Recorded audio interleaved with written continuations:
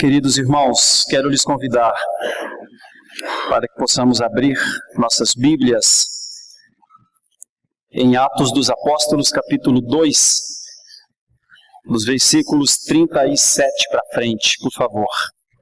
Atos dos Apóstolos, capítulo 2, dos versículos 37 até o versículo 41. Eu estou trabalhando numa sequência de Atos, e nós estamos nestes versículos neste momento. Atos capítulo 2, versículos de 37 para frente.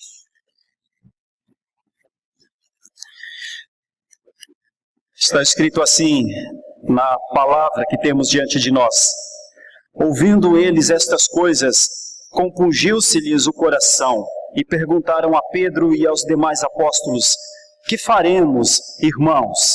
Respondeu-lhes Pedro: arrependei-vos, e cada um de vós seja batizado em nome de Jesus para a remissão dos vossos pecados, e recebereis o dom do Espírito Santo. Pois para vós outros é a promessa, para vossos filhos e para todos os que ainda estão longe, isto é, para quantos o Senhor nosso Deus chamar. Com muitas outras palavras deu testemunho e exortava-os, dizendo: salvai-vos desta geração perversa. Então os que lhe aceitaram a palavra foram batizados, havendo um acréscimo naquele dia de quase 3.000 pessoas.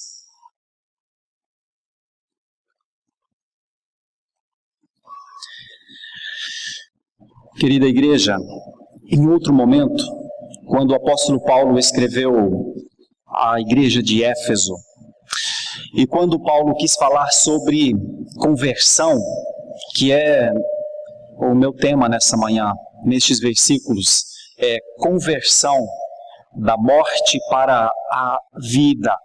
Conversão, 2 pontos, da morte para a vida, com 3 ênfases. Uma ênfase na convicção, uma ênfase na uma pergunta que se faz, quase uma pergunta de desespero, e uma terceira ênfase na consolação de Deus. Eu vou trabalhar sobre essas 3 ideias, que a conversão, ela passa por uma convicção da pessoa, depois por um estado de reconhecimento de perda de forças, e por fim, o recebimento de uma consolação de Deus. Então, quando Paulo falou sobre conversão em outro lugar, para outra igreja, para a igreja de Éfeso, Paulo disse no capítulo 2 de Éfeso, o irmão não precisa abrir, mas eu vou ler, o irmão conhece esse texto: ele vos deu vida, estando vós mortos nos vossos delitos e pecados. E o texto continua dizendo: nos quais andastes outrora segundo o curso deste mundo. Então a minha pergunta para uma reflexão inicial é: o que é esse ato, o que é esse estado? Estar morto. É compreensível, é fácil de entender a morte sob os pecados. É fácil de compreender a morte sem que a pessoa que morreu ou que está morta tenha condições de por si mesmo se auto-verificar, se tornar vivo de novo. É fácil compreender isso. Quando Paulo disse aos Efésios: eu sei como vocês eram antes, e vocês também sabem como vocês eram antes. E antes, vocês eram mortos, vocês estavam mortos. E morto, inanimado, sem fôlego de vida, sem o ânima, a alma da vida, o fôlego, o pulsar dos sentidos. Será que é fácil de compreender esse estado? Será que é fácil de compreender um estado separado da vida? Porque eu não posso compreender a morte com vida ou com algum resquício de vida. Eu não posso compreender a morte como um estado como se fosse uma rasura numa foto, como se fosse uma pequena mancha em um vidro, como se fosse um cansaço de um homem cansado, porque um homem cansado, ele no seu cansaço, apesar de ele não ter força, não ter vigor, não ter explosão, mas ele ainda tem a respiração, ele ainda tem vida. Então eu não posso compreender que a morte é só um estado de fraqueza ou um estado de falta de alguma coisa. Será que é fácil compreender que a morte é o estado da falta de tudo? É fácil compreender que houve um tempo chamado antes, que o texto diz: outrora, estando vós mortos nos vossos delitos e pecados. Será que é fácil compreender que antes desse momento da incisão, do colocar, faltava mesmo tudo? Eu trago essa breve reflexão com uma possibilidade aqui na minha mente de achar, hipoteticamente, que não seja tão fácil compreender esse estado de morte dessa maneira como eu estou lhes dizendo. Que não seja tão fácil compreender que quando faltava vida, faltava tudo. E que quando faltava tudo, não tínhamos nada. A conversão é algo que acontece para alguém que não tinha nada e que faltava, não um pouco, não faltava ser melhor, faltava tudo. E essa falta de tudo, a começar pelo fôlego da vida, a começar pelo entendimento do que é a vida, era o estado em que Paulo diz aos Efésios: é assim que vocês estavam. Vocês estavam em uma situação em Éfeso, tudo corria bem, tudo estava bem, tudo parecia normal debaixo do céu. Acontece que lhes faltava absolutamente tudo. Exatamente porque vocês não tinham absolutamente nada. Mas, assim como aos Efésios, a nós nos dias atuais, talvez também seja difícil compreender esse estado. Esse nada, absolutamente nada, o vácuo de tudo. E eu gostaria de começar essa meditação de Atos 2, 37 a 41, convidando-os a pensar que conversão não é um melhoramento da nossa vida. Que conversão não é um plus que nós recebemos. Que conversão não é vida sobre vida.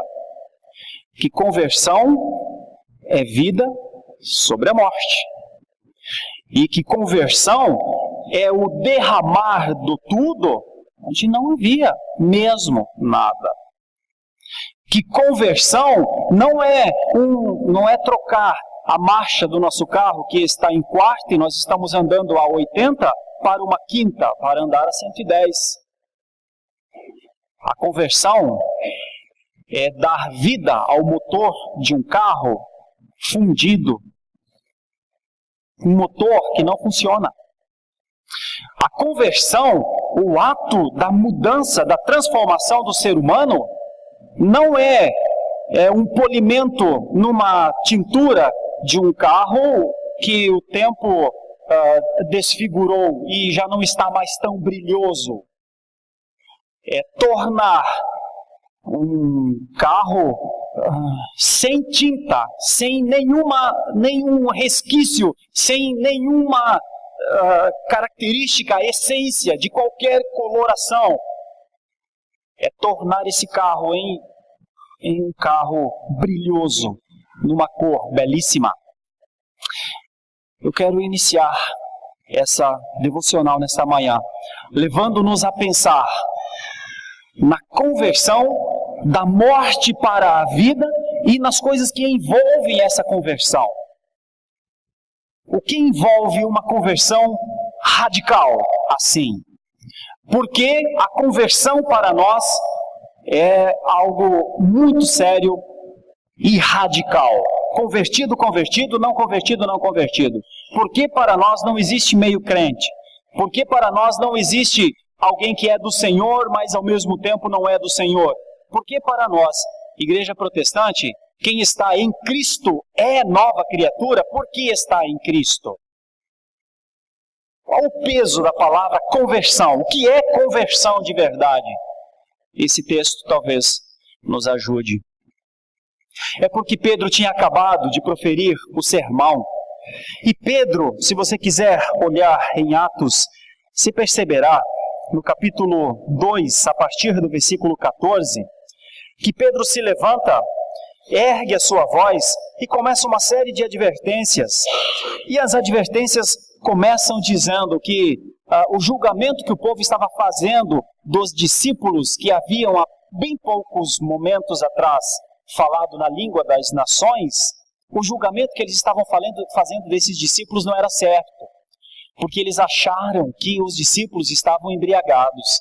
E Pedro adverte-os que eles não estão embriagados, mas que o que eles estão fazendo é eles estão dando vazão ao cumprimento de promessas do Antigo Testamento, que Joel havia profetizado, que Davi havia profetizado, e que aquele momento chegaria.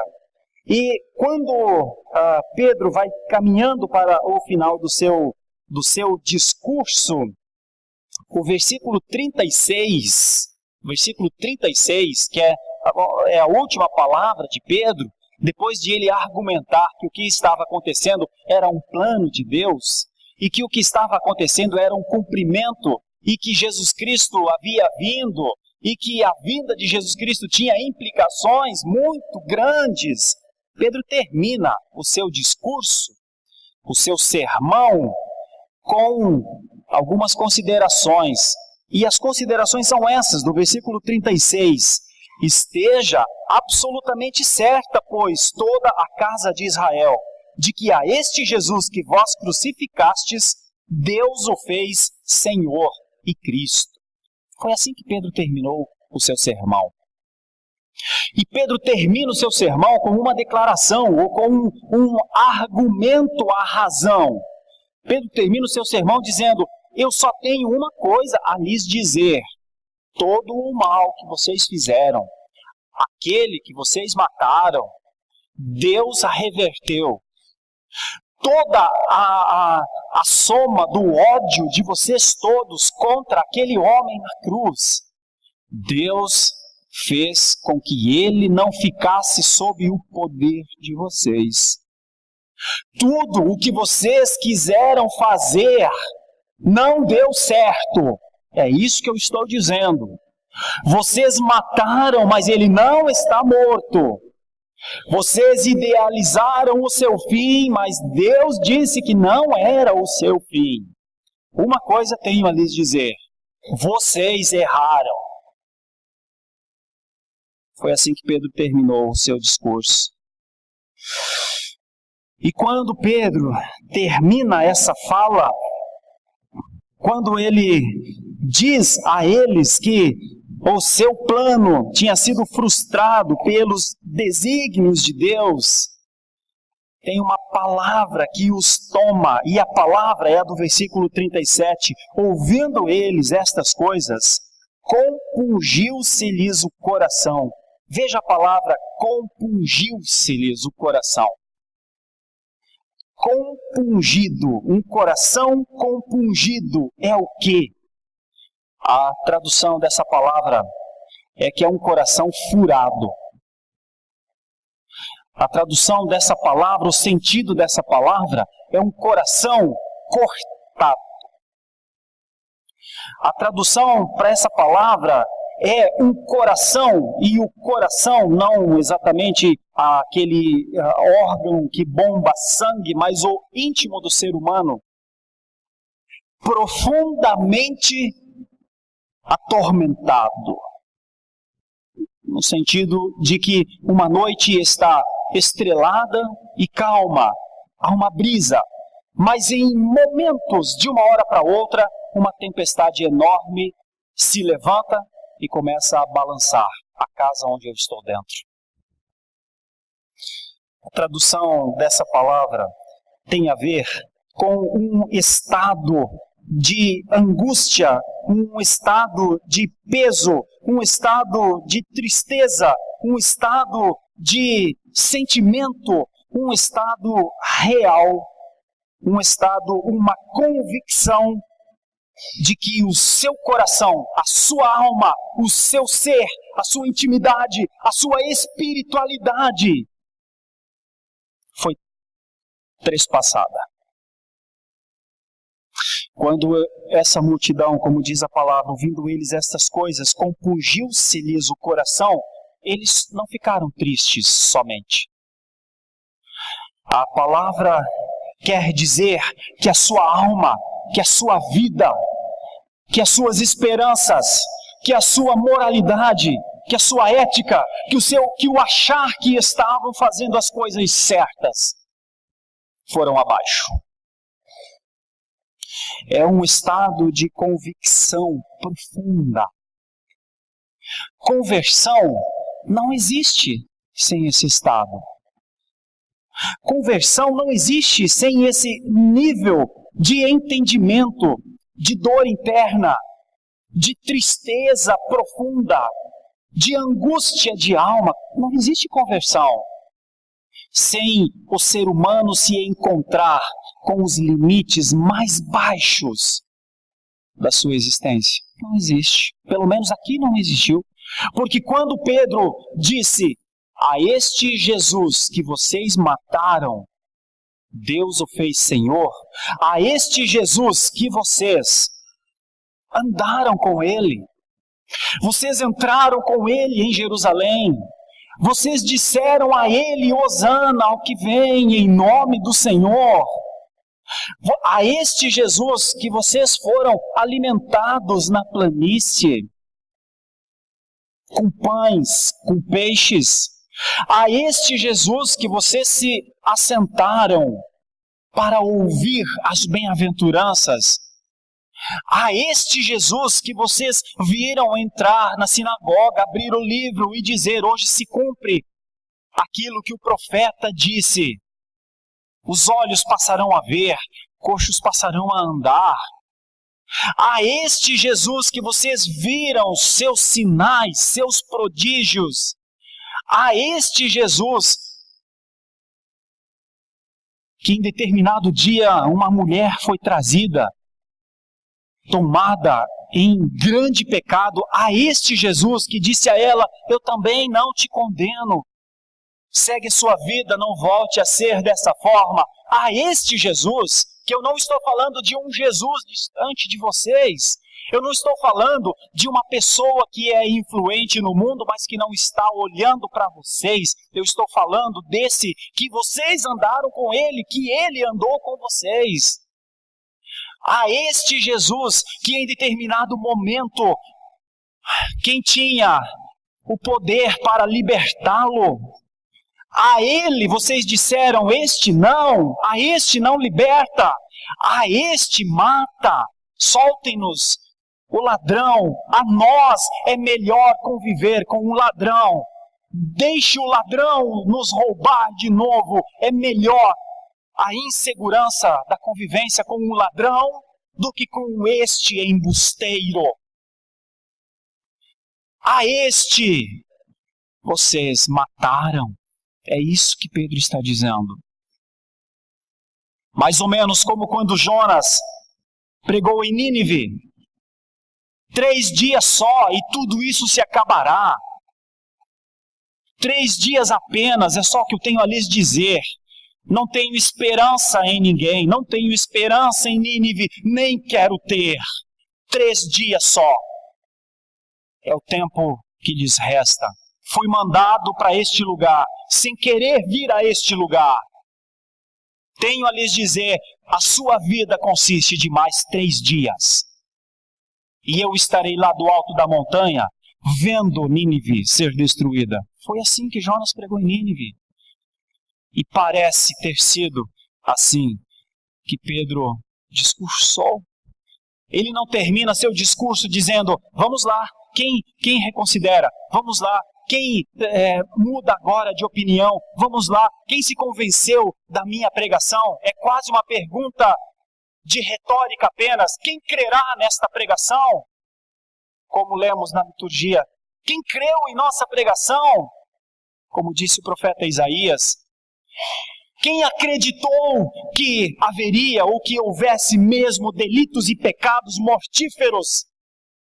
Quem acreditou? Pedro termina o seu discurso dizendo, eu só tenho a lhes dizer que vocês mataram a este homem. Só que o que vocês fizeram, independente de suas forças, vocês fizeram tudo o que podiam fazer e não fizeram nada melhor do que poderiam fazer. Vocês o mataram, só que Deus o vivificou.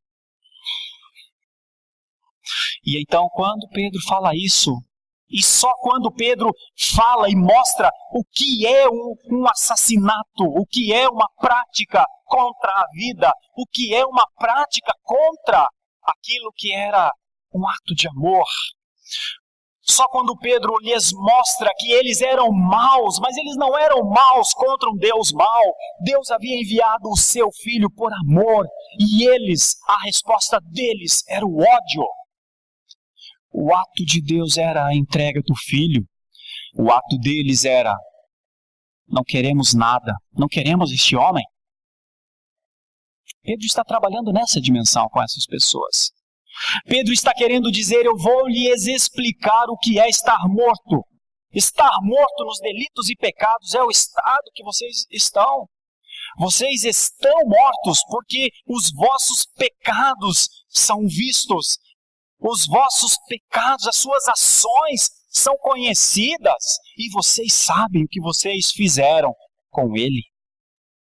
É nessa dimensão que Pedro está trabalhando com eles. E é por causa disso que vem essa expressão, compungiu-se-lhes o coração. Meus irmãos, a religião cristã precisa passar pelo coração, ela precisa passar pelo entendimento, ela precisa passar pela convicção. A religião cristã, ela não é uma simples prática de atitudes ritualísticas. Sabe, a palavra de Deus, ela fala contra uma religião que não é do coração. Ela fala contra uma religião que não é da convicção. E quando eu falo religião do coração, eu estou falando de a religião convicta. Eu não estou falando de religião sentimental. Estou falando de religião a partir da consciência. A partir da lucidez. Charles Spurgeon, falando sobre conversão, ele disse certa vez que a conversão verdadeira é o resultado de um argumento. A conversão verdadeira é a resposta que nós damos a um argumento que faz sentido. A conversão verdadeira é uma reação adequada a um argumento verdadeiro, porque o juízo, o entendimento, o nosso entendimento, ele é ganho pela verdade. Então a conversão, dizia Spurgeon, é uma resposta a um argumento que faz sentido. Você converte-se ao Senhor, você reage positivamente a uma verdade. Você acredita em algo que realmente existe, em algo que realmente é. Então a conversão não é um sentimento pessoal e subjetivo, eu sou crente, eu sou convertido. A conversão é uma resposta positiva a um argumento que diz, você tem dois caminhos, em qual deles você vai andar? A conversão é uma resposta que alguém dá a alguém que aponta um caminho e diz, anda neste caminho.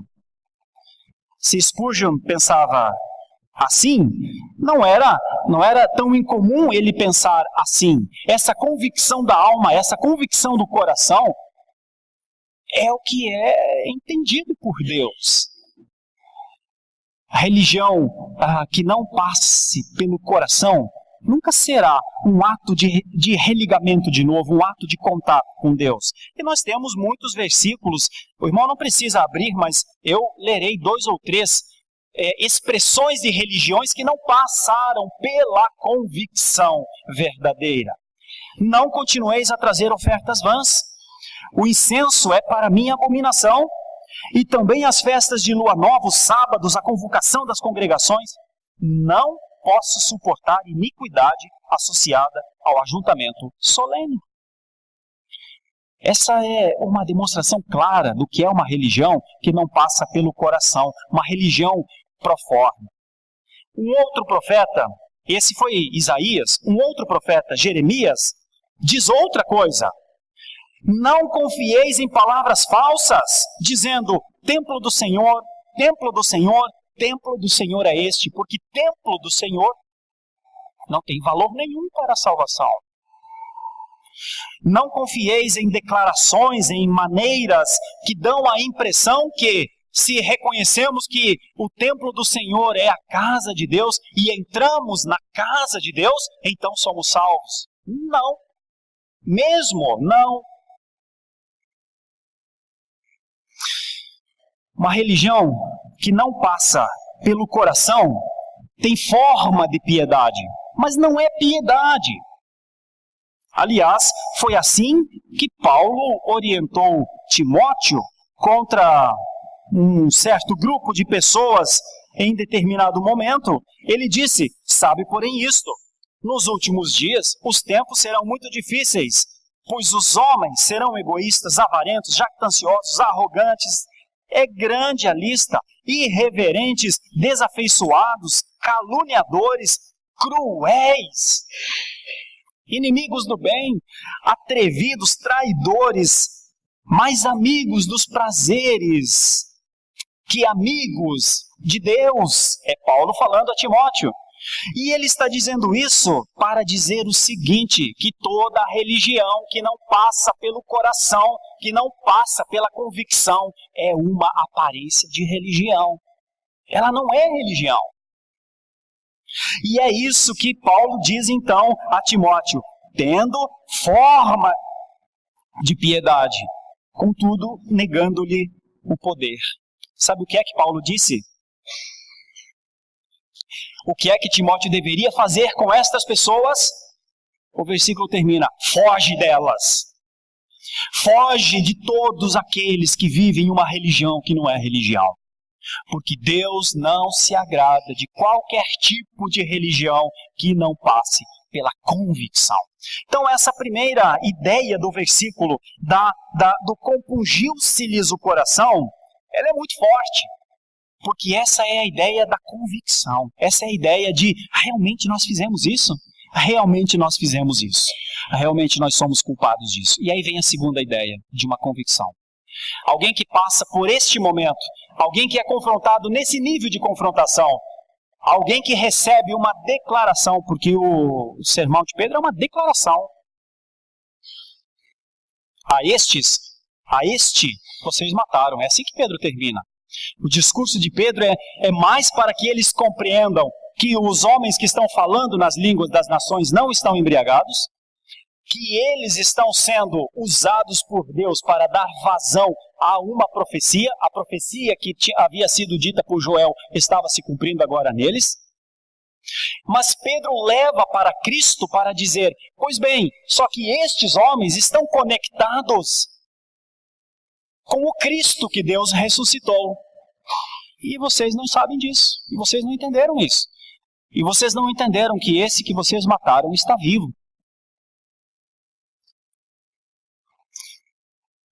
Só que assim que Pedro termina o seu discurso, esses níveis de convicções, essa força de entendimento, toma conta dessa multidão. E então vem a segunda, uma reação muito interessante. É a pergunta que eles fazem. Logo depois, que faremos, irmãos? Eles perguntam.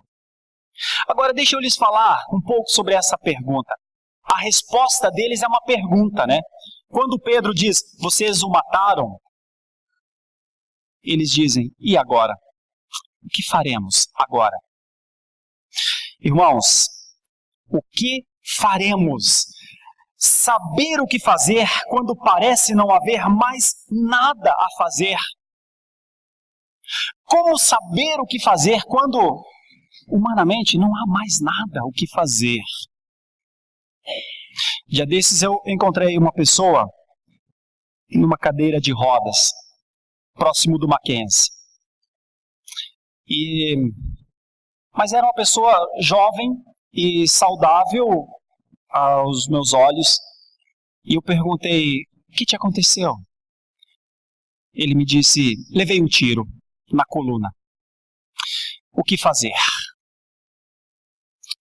E eu não tinha o que dizer para ele. O que fazer? Continuar a viver, não mais caminhando, andando numa cadeira. Continuar a viver. O que fazer quando parece não haver mais nada? Um dia um homem me procurou e disse, pastor, adulterei contra minha esposa. O que fazer? Eu não tenho muitas respostas, porque um homem que adultera contra a sua esposa, entrega o seu casamento, joga o seu casamento para o alto, entrega o seu casamento para que a parte vitimada pelo seu adultério diga se quer continuar com o casamento ou não. Eu não tenho muito o que fazer. Tive contato com pessoas que já assassinaram pessoas. E há alguns dias, aqui, numa das casas que nós acompanhamos, o Saica, já há 2 meses, um jovem de 17 anos veio do meu lado e disse, pastor, eu sou um assassino, o que fazer? Eu não tenho muitas respostas a um assassino, porque a minha resposta não o torna menos assassino, a minha resposta não torna um adúltero menos adúltero, a minha resposta não levanta um homem que levou um tiro em meio a um assalto, imagino, ou alguma coisa neste sentido. Pastor, eu roubei, o que fazer? Eu não tenho muitas respostas, porque a minha resposta não tira dele aquela situação em que ele se colocou, aquela situação em que ele está, é a situação da sua calamidade. A resposta destes homens era uma resposta à sua calamidade. O que fazer agora? Porque não era assim, Pedro, a gente vai encontrar uma saída. Pedro, a gente matou a Jesus Cristo, a gente sim disse crucifica, a gente zombou na cruz quando o soldado cravou a sua lança. Sim, quando ele conversava com os 2 ladrões, a gente estava embaixo do lado do ladrão que disse para ele, salva-te a ti mesmo, desça da cruz se tem poder. Sim, a gente estava assim, a gente fez tudo isso contra ele, mas fique tranquilo, Pedro, a gente sabe como resolver essa situação. Não foi isso. Não foi esse o tom. E agora, o que é que a gente faz? O tom de e agora, o que é que a gente faz está carregado de um entendimento, não há mais nada o que fazer. Esse é o nosso estado, não é, Pedro? O que fazer agora? Como sairá do nosso currículo o peso da condenação? Como poderemos dizer, eu não estava lá, se eu estava lá? Meus irmãos, muitas pessoas em muitos momentos nas Escrituras chegaram a situações assim. Houve um momento que um profeta estava sendo atacado.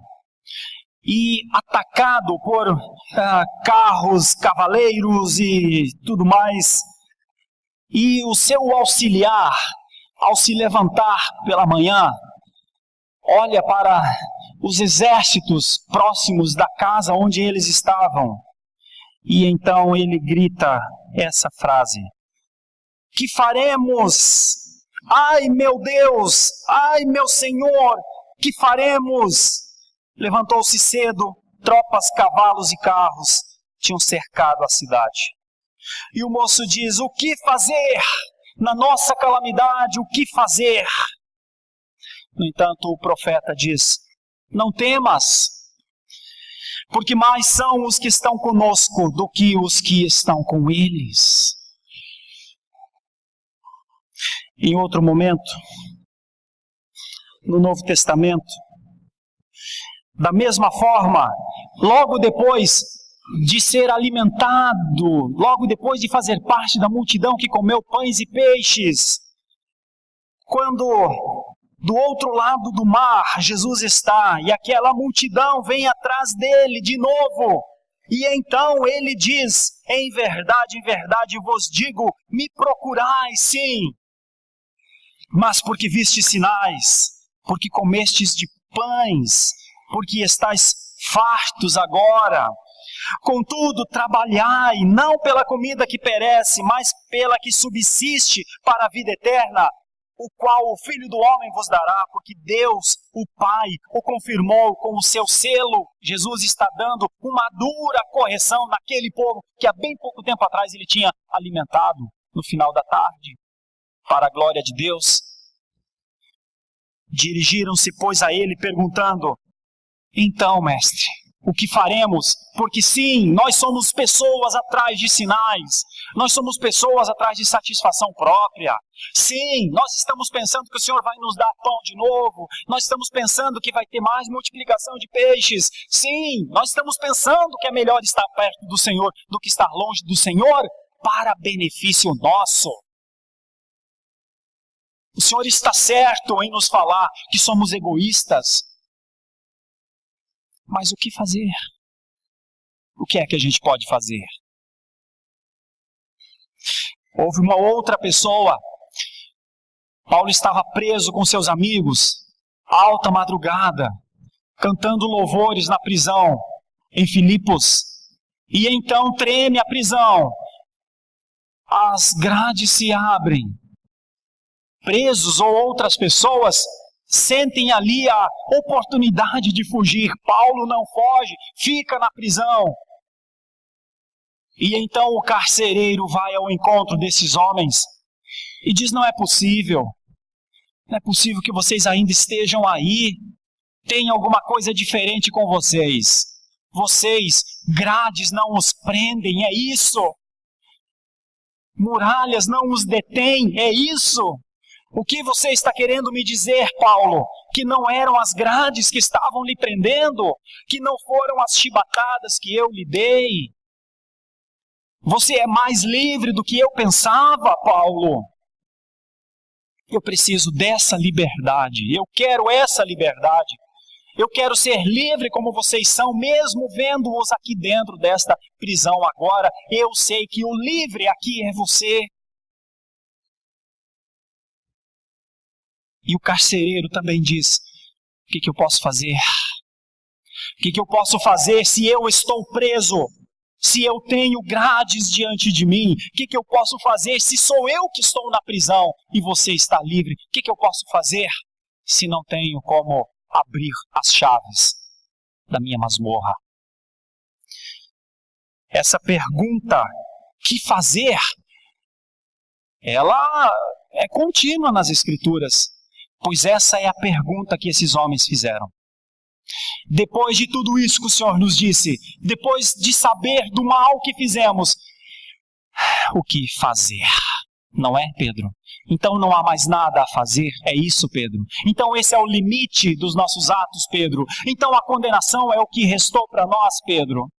Mas é aí que Pedro lhes dá o terceiro aspecto da conversão.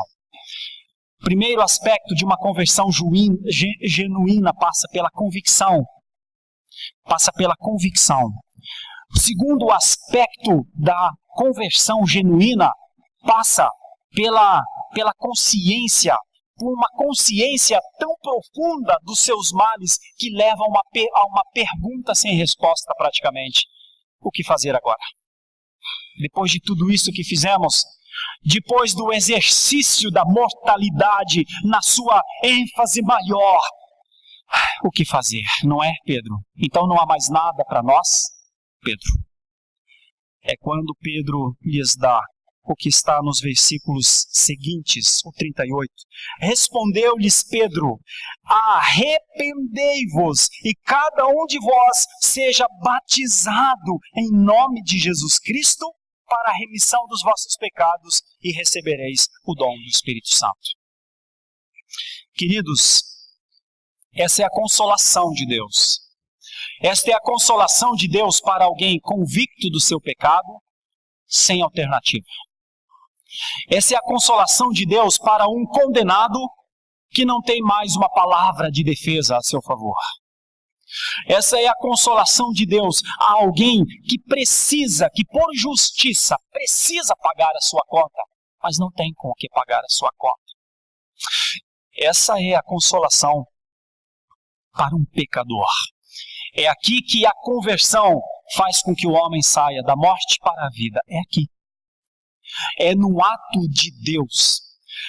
Porque estes homens que mataram a Jesus não poderiam desmatar a Jesus, eles não poderiam vivificar a Jesus. Esses homens que condenaram Jesus não poderiam mais levantar as suas teses para dizer: retiro a acusação, porque ele já havia sido morto. A esses que não poderiam dizer: eu não estava entre as testemunhas, eles não poderiam mais dizer isso, porque qualquer pessoa que estava do lado dizia: eu vi você, você estava lá também.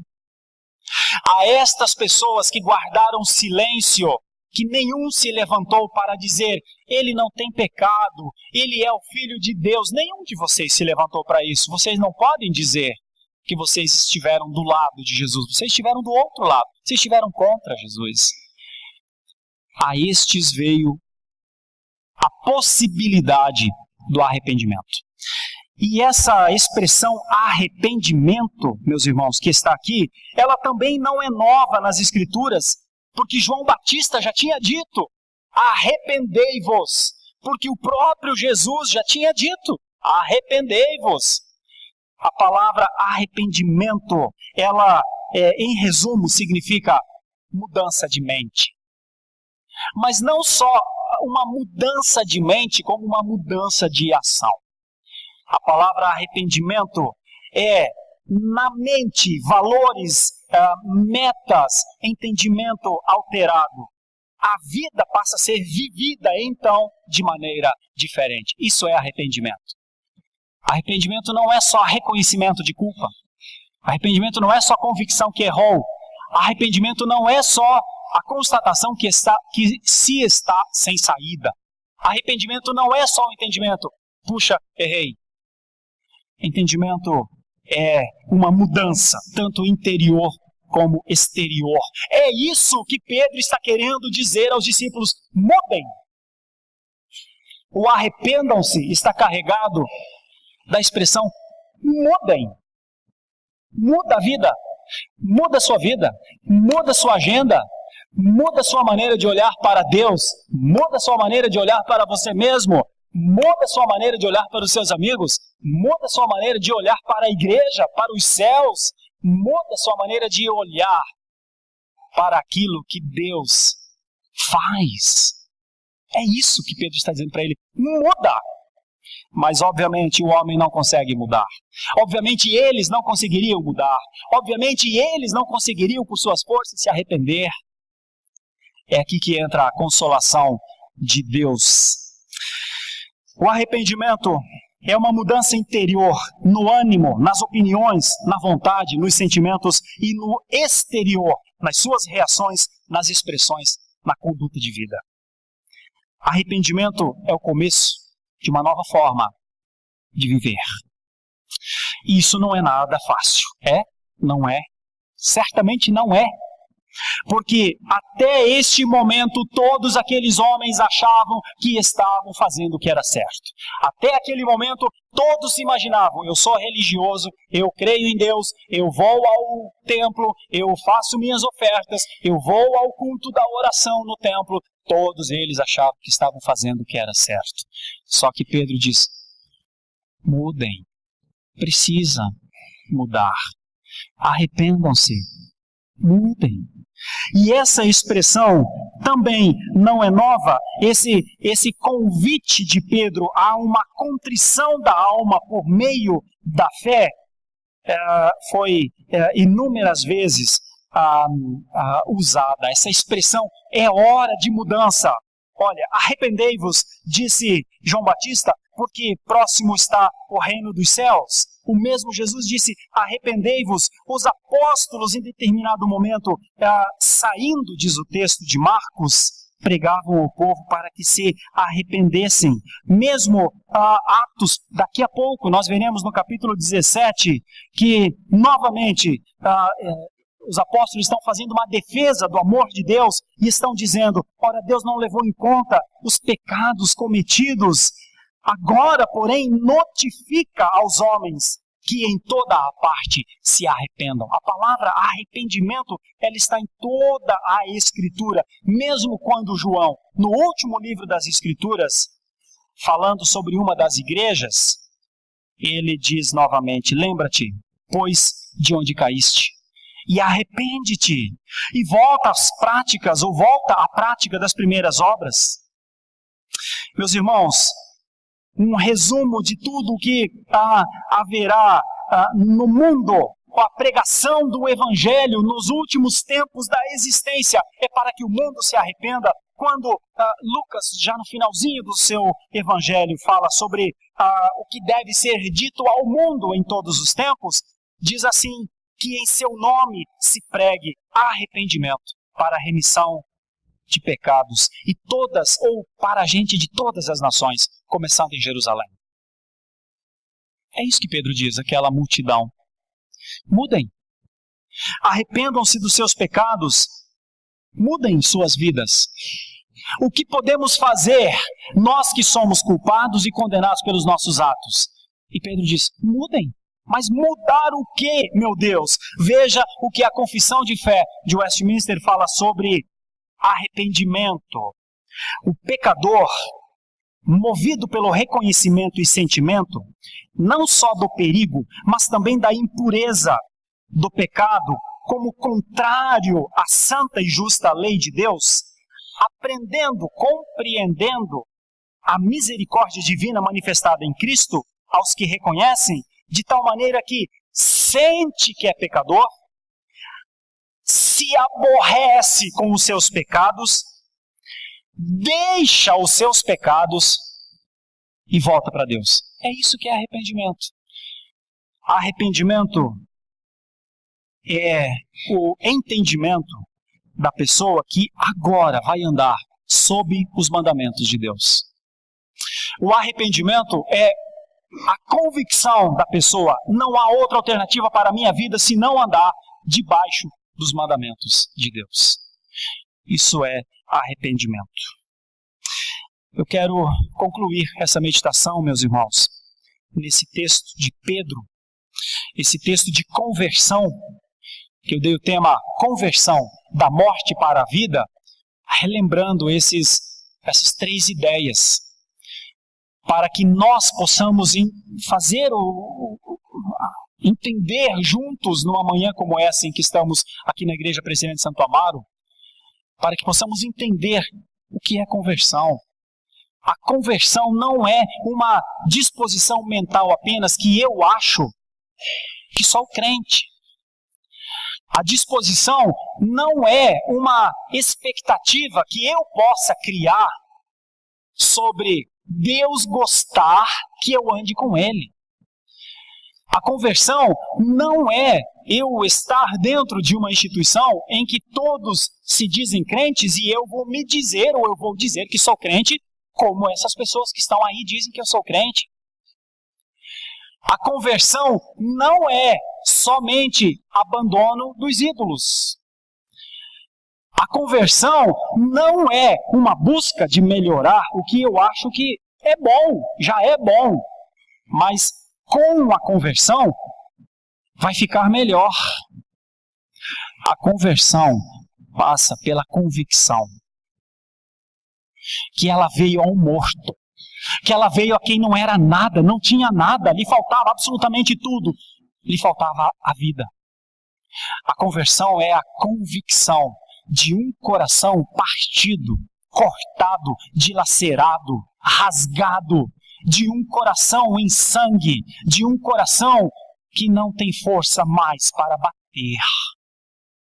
Esses níveis de convicção são plataformas de conversão. E quando este coração, quando esse íntimo, quando essa espiritualidade se vê numa situação assim, destruída, ela se pergunta, e o que é que eu faço então? É isso? Não há mais nada para mim? Não tem como eu reconsiderar as partes do meu coração? Não tem como eu bater nele e ele voltar a funcionar? Não, não tem! O que fazer então? É quando Pedro diz, arrependei-vos. Arrependei-vos ativamente, objetivamente, não de sentimento, não de só reconhecimento, porque este arrependimento aqui da passagem leva a uma prática imediata. Sabe qual é a prática imediata que demonstraria o arrependimento? O batismo. Arrependei-vos e sejam batizados no nome de Jesus. Sabe qual é a consequência para vocês, assassinos de Jesus? Pedro dizendo a eles, é que vocês, o sangue deles virá sobre vocês. É que no batismo, o lavar regenerador dele virá sobre vocês. É que quando vocês batizarem-se, quando vocês derem esse novo passo nessa vida nova, aquilo que, o mal que vocês fizeram contra ele, se tornará em bem contra vocês, ou a favor de vocês, se tornará em bem para vocês. Arrependam-se, mudem, reconheçam seus pecados, reconheçam suas faltas e alternativas, reconheçam sua fraqueza, reconheçam isso todos e seja batizado a cada um, porque o arrependimento é para todos, mas o batismo, diz aqui no texto, é para um, é para cada pessoa. É pessoal, é uma resposta pessoal. Respondam pessoalmente a cada um. Eu quero concluir então essa meditação dizendo que o que eu entendo do texto é que Pedro os feriu mortalmente com essas palavras. É que foi uma palavra muito dura para eles. Vocês, multidão aqui, essa multidão é uma multidão de assassinos, é uma multidão de quem fez mal. Essa multidão grita, e agora o que fazer com essa multidão assassina que é? Pedro diz, mudem suas vidas, sejam batizados em nome de Jesus. Mortalmente feridos, sob a condenação dos seus atos, são consolados com uma promessa de vida mediante o arrependimento. Esse foi um ferimento para a vida, não foi um ferimento para a morte.